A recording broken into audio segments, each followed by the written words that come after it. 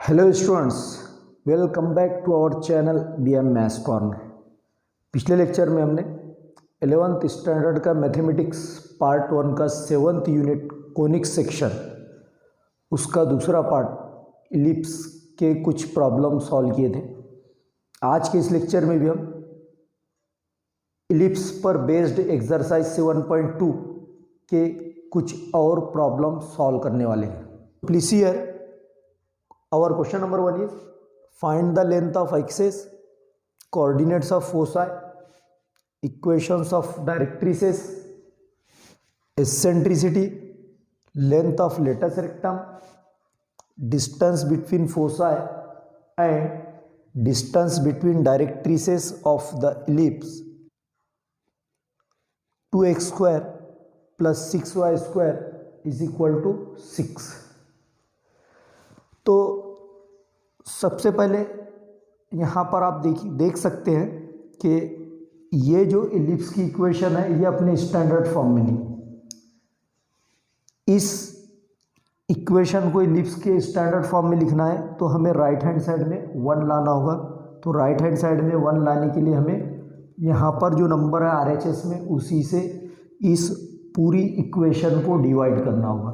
तो हम यहाँ पर 6 से डिवाइड करते हैं। देखिए 2x square upon 6 plus 6y square upon 6 is equal to 6 upon 6।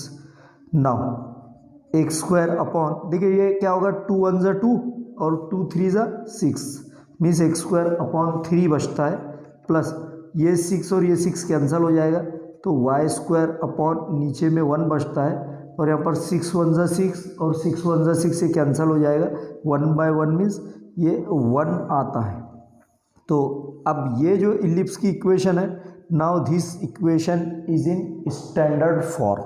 तो इसका कंपैरिजन हम इलिप्स की स्टैंडर्ड इक्वेशन से करेंगे। X square upon a square plus y square upon b square is equal to 1। इस इक्वेशन से अगर मैं इस इलिप्स की इक्वेशन का कंपैरिजन कर लूँ तो ए स्क्वायर इज इक्वल टू क्या होता है, 3। देखिए एक्स स्क्वायर के अपॉन में जो ए स्क्वायर है, यहाँ पर एक्स स्क्वायर के अपॉन में 3 है, therefore the value of A square will be 3। Therefore जब ए स्क्वायर की वैल्यू 3 है तो ए की वैल्यू क्या हो जाएगी, √3, स्क्वायर रूट लिया है हमने। उसी तरह वाई स्क्वायर के अपॉन में क्या है, बी स्क्वायर है, यहाँ पर वाई स्क्वायर के अपॉन में क्या है, 1 है, therefore b square equal to 1। और अगर उसका स्क्वायर रूट ले लूँ मैं तो बी की वैल्यू क्या आती है, यहाँ पर 1 आती है। अब देखिए पहला क्वेश्चन हमारा क्या है, length of axis. Length of axis means major axis और माइनर एक्सिस दोनों की लेंथ हमें फाइंड करना है। लेंथ ऑफ मेजर एक्सिस का फार्मूला फर्स्ट कॉलम में लेंथ ऑफ मेजर एक्सिस है ट्वाइस ए, 2 इंटू ए की वैल्यू क्या है, √3, तो ये हो जाता है 2√3। ठीक है, लेंथ ऑफ माइनर एक्सिस भी हमें फाइंड करना है। Length of minor axis is equal to, minor axis का फार्मूला है according to first column twice b, 2 into b की वैल्यू क्या है, 1 है, तो 2 1 ज़ा 2। उसके बाद हमें एसेंट्रिसिटी फाइंड करना है। देखिए एसेंट्रिसिटी इलिप्स की, देखिए e equal to √a square minus b square upon a. According to first column ellipse की एसेंट्रिसिटी का फार्मूला ये है। अब इसमें सब्सटीट्यूट कर दीजिए वैल्यूज।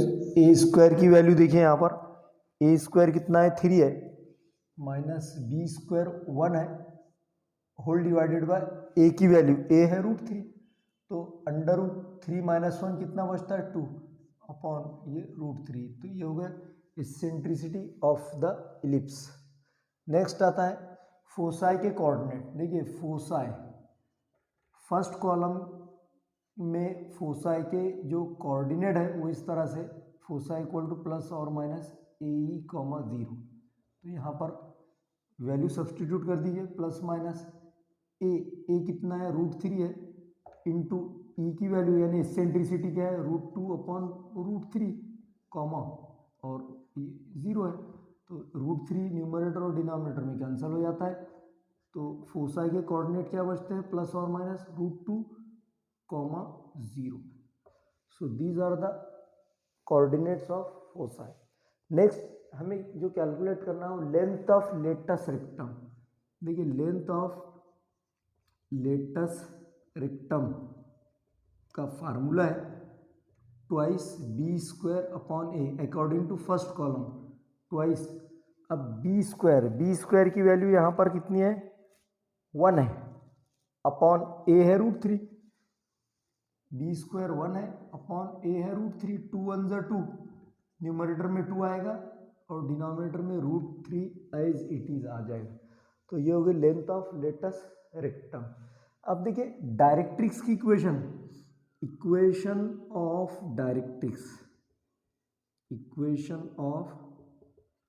डायरेक्ट्रिक्स का फार्मूला है x equal to plus minus A upon E. यहाँ पर a और e की वैल्यू हमें सब्सटीट्यूट करना होगा। तो x is equal to plus minus A है √3 अपॉन ई अभी आया देखिए √2 अपॉन √3 अपॉन √3। तो x इक्वल टू प्लस और माइनस √3 इंटू, अब देखिए √2 अपॉन √3 ये जो डिनोमिनेटर में है उसको न्यूमरेटर में अगर मैं लेकर आऊँ तो वो रिवर्स ऑर्डर में रेसिप्रोकल हो जाता है। देखिए √3 upon √2, therefore x equal to directrix की इक्वेशन आती है प्लस माइनस √3 इंटू √3 3 आ जाता है अपॉन डिनोमिनेटर आता है √2। So this is the equation of directrix. Now we have to find distance between foci. देखिए डिस्टेंस बिटवीन फोसाई का फार्मूला है according to first column twice A E. तो twice ए कितना है √3 इंटू ई की वैल्यू है √2 अपॉन √3। तो ये √3 फ्रॉम डिनोमिनेटर और √3 फ्रॉम न्यूमरेटर कैंसिल हो जाएगा। इस तरह से डिस्टेंस बिटवीन फोसाई आता है 2 इंटू √2। और at last distance between directrices, इसका फार्मूला है according to first column twice A upon E. तो ट्वाइस ए की वैल्यू आती है √3 अपॉन ई यानी एसेंट्रिसिटी है √2/√3 upon √3।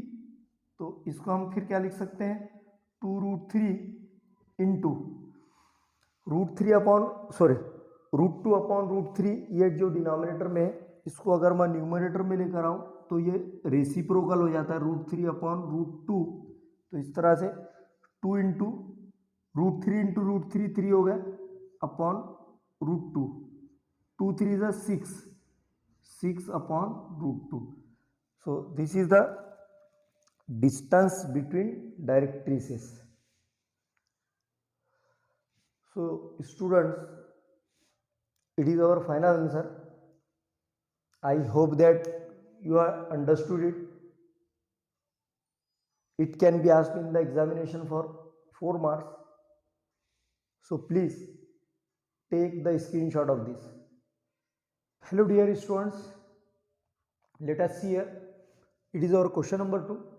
Find the eccentricity of the ellipse if the distance between its directrices is 3 times the distance between foci. हमें ellipse की eccentricity find करना है। Eccentricity means we have to calculate the value of E. और given condition क्या है, उस ellipse के directrix का जो डिस्टेंस है वो किसके इक्वल है 3 times the distance between foci. Means हम यहाँ पर सबसे पहले इसको इक्वेशन के फॉर्म में इस तरह से नोट कर सकते हैं distance between directrices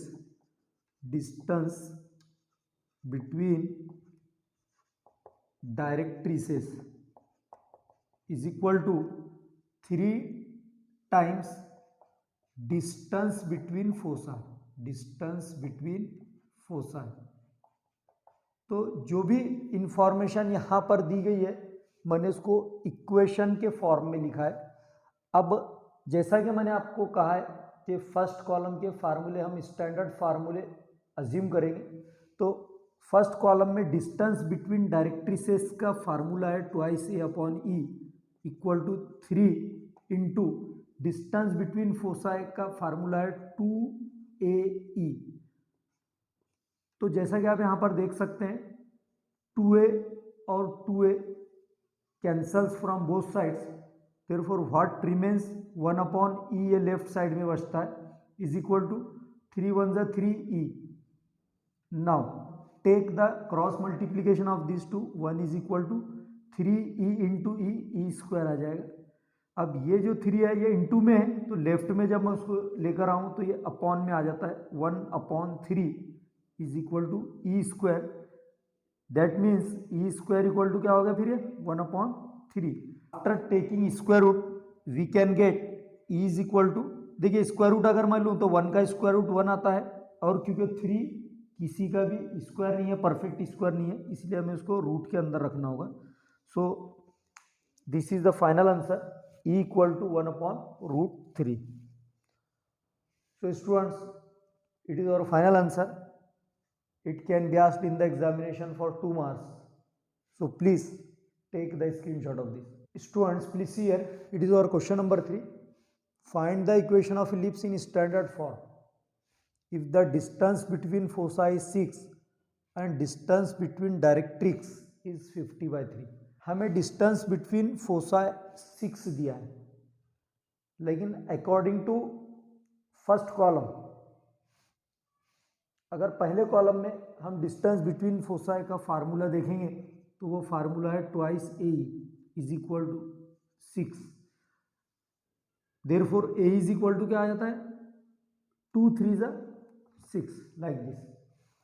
now second condition क्या है, डिस्टेंस बिटवीन डायरेक्ट्रिक्स। देखिए distance between directrix is equal to 50/3, ये गिवन है, लेकिन डिस्टेंस बिटवीन डायरेक्ट्रिसेस का जो फार्मूला है अकॉर्डिंग टू फर्स्ट कॉलम वो है 2A/E इज इक्वल टू 50/3। देखिए यहां पर हम क्या लिख सकते हैं, AE इज इक्वल टू 3 आया है, देयरफॉर E की वैल्यू क्या हो जाती है, E की वैल्यू क्या हो जाएगी 3/A। According to this equation we can write the value of E as E equal to 3, और ये इनटू में A है तो इधर आकर क्या हो जाएगा अपॉन में। तो ये जो E की वैल्यू है 3/A, ये वैल्यू हमें यहाँ पर यूज करना है। देखिए 2A/E, E की वैल्यू जो है, suppose it is our equation number 1, E की वैल्यू 3/A, यहाँ पर हम लिखते हैं is equal to 50/3। Now 2A into 3/A ये डिनोमिनेटर में है, इसको अगर मैं न्यूमरेटर में लिखूँ तो ये हो जाता है A/3 इज इक्वल टू 50/3। तो दिस 3 कैंसल विद दिस 3, क्योंकि उनके डिनोमिनेटर क्या है similar. Twice A into A क्या हो जाता है 2A² is equal to 50, therefore A² equal to क्या हो जाएगा 2 2 जा 4, 1 रिमेन, 2 5 जा 10, therefore A² की वैल्यू क्या है 25। Now relation between A B and E का फार्मूला है हमारे पास में, B² equal to A² into 1 minus E²। अब देखिए यहाँ पर A² इंटू 1 A² होगा, minus A² into E² A² E² होगा। A² की वैल्यू क्या आई है 25, माइनस AE की वैल्यू कितनी है 3, लेकिन यहाँ पर क्या है A² E² मीन्स हमको 3 का स्क्वायर लेना होगा। 25 माइनस 3 का स्क्वायर 9 आता है, therefore B² की वैल्यू क्या आएगी 25 माइनस 9 मीन्स 16। तो हमें A² की वैल्यू मिली, उसी तरह यहाँ पर ये क्या आई है B² की वैल्यू। अब ये दोनों A² और B² की वैल्यू हमें स्टैंडर्ड इक्वेशन ऑफ इलिप्स में पुट करना है। तो स्टैंडर्ड इक्वेशन ऑफ इलिप्स ये है x² plus y² is equal to 1। Put the value of A² and B², तो A² की वैल्यू आई है 25, देयरफॉर x² प्लस y² की वैल्यू आई है 16 is equal to 1। So this is the standard equation of ellipse. So students, it is our final answer. It can be asked in the examination for 3 marks. So please take the screenshot of this. जिन students को आज के इस lecture में कोई difficulty है, कोई problem का सॉल्यूशन समझ में नहीं आया, तो कमेंट बॉक्स में जाकर ज़रूर कमेंट करें।